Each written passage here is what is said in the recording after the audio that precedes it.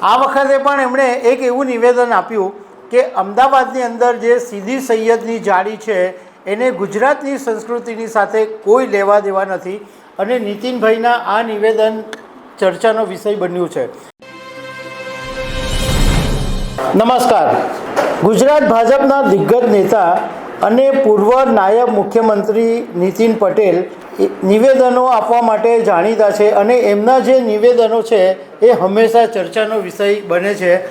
આ વખતે પણ એમણે એક એવું નિવેદન આપ્યું કે અમદાવાદની અંદર જે સીદી સૈયદની જાળી છે એને ગુજરાતની સંસ્કૃતિની સાથે કોઈ લેવા દેવા નથી અને નીતિનભાઈના આ નિવેદન ચર્ચાનો વિષય બન્યું છે। તો આના વિશે તમારી સાથે વાત કરીશ। મારું નામ રાજેશ શાહ છે અને તમે જોઈ રહ્યા છો ગુજરાતના સૌથી મોટા ડિજિટલ ન્યૂઝ પ્લેટફોર્મ ખબરછે.com। અમદાવાદના લાલ દરવાજા વિસ્તારની અંદર સીદી સૈયદની જાળી આવેલી છે અને પ્રધાનમંત્રી નરેન્દ્ર મોદી જાપાનના પૂર્વ વડાપ્રધાન શિન્ઝો એબે અને એમના પત્ની જ્યારે ગુજરાતની મુલાકાતે આવેલા ત્યારે એમને ખાસ આ સીદી સૈયદની જાળી જોવા માટે લઈ ગયા હતા।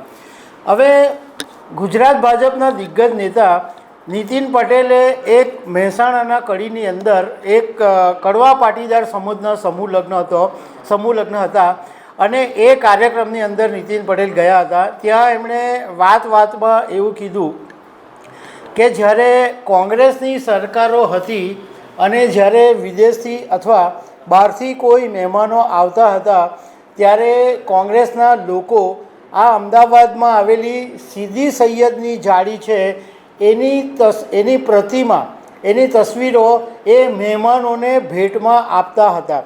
પરંતુ જ્યારે નરેન્દ્ર મોદી ગુજરાતના મુખ્યમંત્રી હતા ત્યારે એમણે આ પરંપરાને બદલી અને એમણે સ્ટેચ્યુ ઓફ યુનિટી બનાવ્યું સરદાર વલ્લભભાઈ પટેલનું અને ત્યારથી જે મહેમાનો બહારથી આવે છે એમને સરદાર વલ્લભભાઈ પટેલની પ્રતિમા ભેટમાં આપવામાં આવે છે। નીતિનભાઈએ કીધું કે અમદાવાદમાં આ જે સીદી સૈયદની જાળી આવેલી છે એને ગુજરાત સાથે કોઈ લેવા દેવા નથી, ગુજરાતની સંસ્કૃતિ સાથે કોઈ લેવા દેવા નથી અને સનાતન ધર્મ સાથે પણ કોઈ લેવા દેવા નથી। આવી વાત નીતિનભાઈ પટેલે કરી। હવે જ્યારે નીતિનભાઈએ વાત કરી છે તો તમને સીદી સૈયદની જાળીનો થોડોક ઇતિહાસ પણ કહી દઉં। એકચ્યુઅલી આ જે સીદી સૈયદની જાળી છે એ એક 157-273 દરમિયાન શેખ સઈદ સુલતાની નામના એક ઉમરાવ મુઝફ્ફર ત્રીજાના સમયના ગાળામાં આ બનેલી હતી અને એકચ્યુઅલી એનું નામ છે શેખ સઈદ, પરંતુ પછી ધીમે ધીમે પ્રોનાઉન્સિએશન સૈયદ તરીકે થઈ ગયું। એકચ્યુઅલી તો આ સીદી સઈદની જાળી એવું છે, પરંતુ લોકો સીદી સૈયદની જાળી તરીકે જ આ બોલતા થઈ ગયા। પરંતુ આ કલાત્મકતાનો એક અદ્ભુત નમૂનો છે આ સીદી સૈયદની જાળી, કારણ કે એની અંદર જે જાળીઓ બનાવવામાં આવી છે આપણને એમ લાગે કે એ જમાનાની અંદર પણ કેટલા જબરજસ્ત મોટા આર્ટિસ્ટો હશે, આર્કિટેક્ચર્સો હશે કે જેણે આટલી બેનમૂન કૃતિઓ બનાવી છે।